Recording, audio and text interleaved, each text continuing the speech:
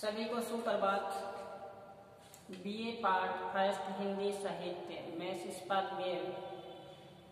तो BA part first Hindi साहित्य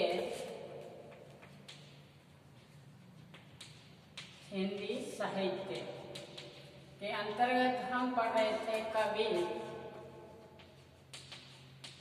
कबीरदास पढ़ रहे थे। कबीरदास के पद हमने पढ़े। दुल्हनिया गाओ मंगलाचार, हम घर आए राजा राम भरतार। दुल्हनिया गाओ मंगलाचार, हम घर आए राजा राम भरतार। तन रत कर मन रत कर, पंच तंत्र बजाती। राम देव मोहे पावने, आए मैं जोबन मद माती। श्री सरोवर वेदिक रहो, बर्मा वेद विचार। धन धन भाग हमारे। फिर बताया कि कहे कबीर हम ब्याहे चले, पुरुष एक अविनाशी। बार बार एग्जाम की दृष्टि से बहुत महत्वपूर्ण है, बार बार एग्जाम में ये पूछा जाता है। फिर बताया था कि मन रे जागृत रहिए भाई। अपने मन को सचेत करते हुए कबीर जी ने बताया कि सदैव हमें जागृत रहना है। जागने का तात्पर्य है हमारा जो ये शरीर मिला है, ये बहुमूल्य जो शरीर मिला है, इस शरीर धारण करने के बाद में हमें खाना पीना सोना ही नहीं है, हमें जागृत भी रहना है। हमारा जो मुख्य उद्देश्य है, हमें जो ईश्वर का नाम का जाप करना है, वो देह है। तो क्या कहते हैं, जागृत रहना है। गाफिल हुए सोए मती, चोर घुसे घर आई। अगर हम गाफिल होकर सो गए तो घर में कौन आ जाएंगे, चोर आ जाएंगे। चोर का आशय काम क्रोध मद लोभ अहंकार, जो हमारी स्वासारूपी पूंजी है उसको छीन कर ले जाएंगे, यानी कि ये अपने अपने काम निकाल लेंगे। फिर बताया कबीरदास जी ने कि मन रे जागृत रहिए भाई, कहते जागृत रहना है। फिर इनका एक हमने पद पढ़ा था कि हमने मरहु मरहु संसारा, हमको मिला जीवन हारा। कहते हैं हमने मरहु मरहु संसारा, हमको मिला जीवन हारा। अब ने मरण मरण मन माना, जिन मुए जिन राम ने जाना। अब ने मरण मरण मन माना, जिन मुए जिन राम ने जाना। साकत जन जीवे, साकत जन मरे, संत जन जीवे। राम रसायन बड़े बड़े पीवे। कह कबीर राम मरहु तो मैं ही मरहु, राम ने मरहु मैं कहूँ मरहु। तो ये बताया कबीरदास जी ने उसपे मरने के विषय में बात की कि जीवित ही मरना है। मरे सो मर जाइए, फूट पड़े संसार, ऐसा मरना को मरे दिन में 100 बार। कि जीवित ही उसे परम पिता परमात्मा को, उस परम सत्ता को, उस अज्ञात सत्ता को हमें देखना है। उसके बारे में बताया कि अब न मरहु मरहु संसारा। अब मेरा आत्मा और परमात्मा का जो विछोह था, अलगाव था, वो हमारा दूर हो गया। अब हम एक साथ रहेंगे, ये कबीरदास जी ने बताया। आज हम इनका ही पद की सहप्रसंग व्याख्या कर रहे हैं, तो आप एक तल्लीनता के साथ अपने मन को स्थिर करके ध्यान से सुनना। क्या बताया है, कबीरदास जी कहते हैं एक अचंबा देखा रे भाई। एक मैंने अचंबा देखा है, एक आश्चर्यजनक बात है। कबीरदास जी ने कहा कि मैंने एक अचंबा देखा। क्या देखा है अचंबा, आश्चर्यजनक बात क्या देखी कि ठाडा सिंह चराए गाय। ये सिंह को जो कौन चरा रहा है, गाय चरा रही है। जब शेर है, शेर को कौन चरा रहा है, चराने का आशय है कि ये घास जो खाता है उसकी रखवाली कौन कर रहा है, गाय रखवाली कर रही है। सिंह को गाय रखवाली कर रही है या चरा रही है। फिर देखो आगे कि पहले पूत पीछे भई माई, पहले पुत्र का जन्म हुआ फिर माता आई। चेला के गुरु लागे पाई। चेला है, चेला गुरु है, वो किसके पांव को स्पर्श कर रहा है, चेले को, चेले के पांव को स्पर्श कर रहा है। फिर आगे देखो कि जल की मछली तरवर ब्याई।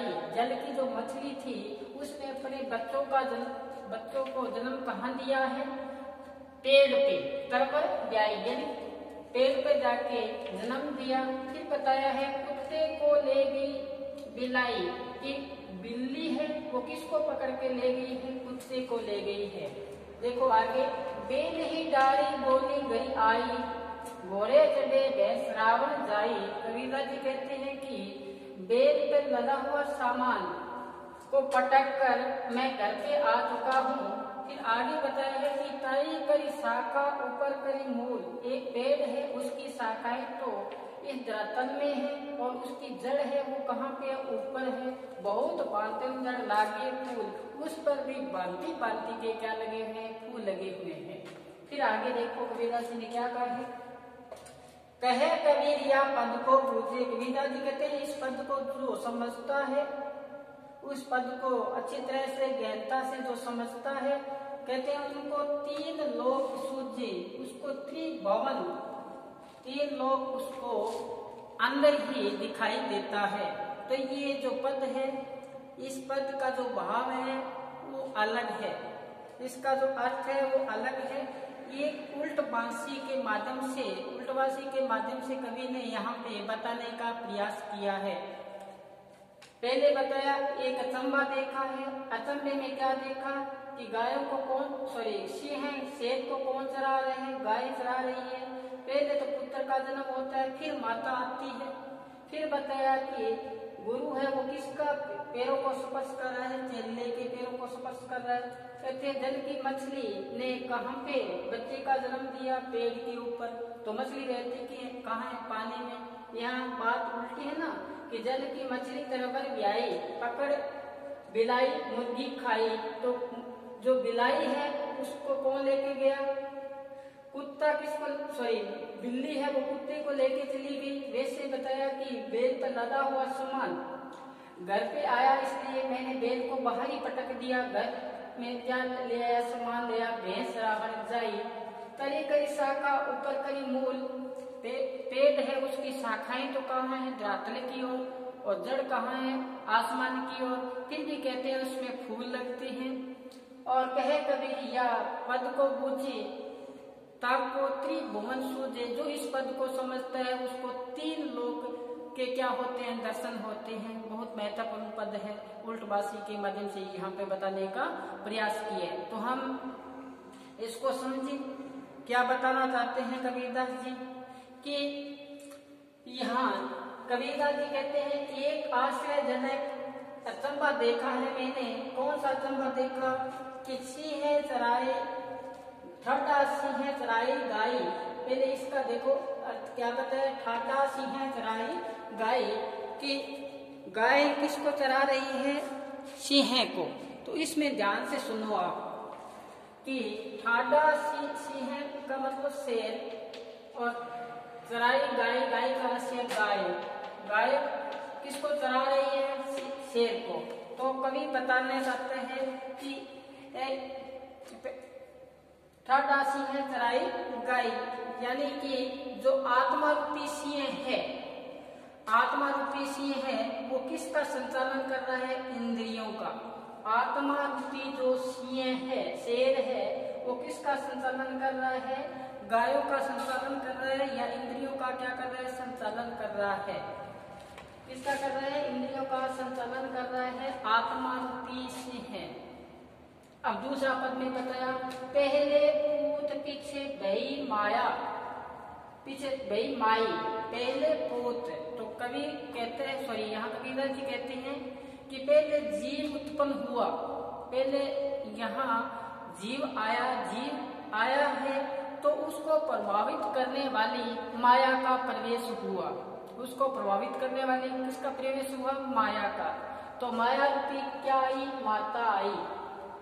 पहले पूत का से किसका हुआ उदय, जीव आया। जीव निर्लिप्त था, जीव था, संसार से आके यहाँ मोह जाल में फंसा, माया के वश में आया। कबीरदास जी ने कहा था ना, माया महाठगनी हम करी जानी, माया महाठगनी हम करी जानी, त्रिगुण फांस लिए बोले मधुर मिठी बानी।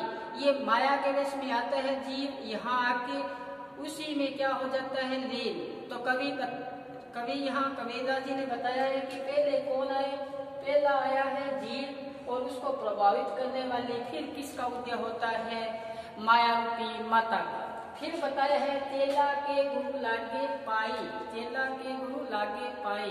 चेला है वो निष्ठावान एक साधक है, निष्ठावान क्या है? साधक है। वह गुरु के दिखाए हुए मार्ग पर चलता है। जैसे गुरु बताता है उसी मार्ग पर कौन चलता है? चेला चलता है। जब मार्ग पर चलता है तो फिर वो सिद्धि प्राप्त कर लेता है। उस परम सत्ता में, उस अज्ञात सत्ता में वो समाहित हो जाता है, उसी में लीन हो जाता है। दो ते एक रूप हो गयो। दो से क्या बन जाता है? एक बन जाता है।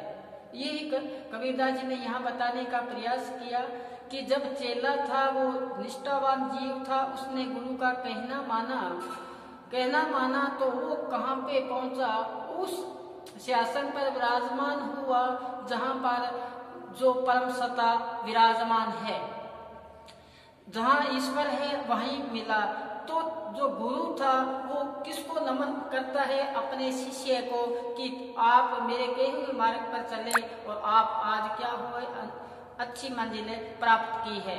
कहते ना कि अगर जो गुरु का कहना मानता है वो ही उस सिंहासन पर उस परम सत्ता को प्राप्त करता है। तो आगे देखो फिर क्या बताया है कि जल की मछली तरवर ब्याई, जल की मछली तरवर ब्याई, और पकड़ बिलाई मुर्गी खैया, कुत्ता को ले गई बिलाई। जल की मछली तरवर ब्याई, इसका से समझो। मैंने आपको समझाया था कि ये पंच भौतिक शरीर है, 40-50 किलो का, जो बाहर लेके हम इधर उधर घूमते हैं। इसमें अखुट भंडारा है, इसमें इतना खजाना भरा पड़ा है कि कबीरदास जी कहते निकालने वाला हो। कहते ना अब्दू अंधाधुन अंधियारा तू जानेगा जाननहारा, या घर भीतर बाग बगीचे यही सिरजनहारा। ये जो कुंडलियां हैं, ये मेरुदंड है, इसमें एक एक अंदर नस है, एक एक धमनियों का कबीरदास जी ने वर्णन किया है। इंगला पिंगला ताना धरनी सुषम तार से बनी चदरिया, 8 कमल 10 चरखा डोले, 5 तत्व से बनी चदरिया। तो ये जो शरीर है इसके बारे में यहाँ बताया है कि जल की मछली तरवर ब्याई। हमारी जो इंद्रियां हैं ये बाहर मुखी है, आत्मा है वो किसकी ओर अंश है? परमात्मा की अंश है।